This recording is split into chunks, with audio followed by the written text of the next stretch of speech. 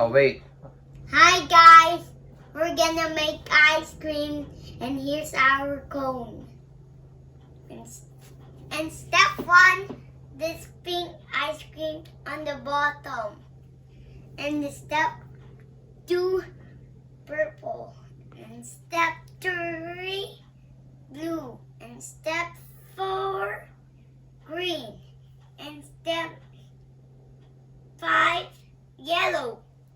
And step 6, orange. And step 7, this red and the top.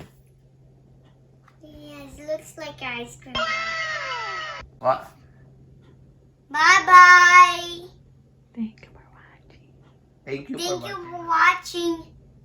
And subscribe and comment and share. And on channel. Share that. And a bell.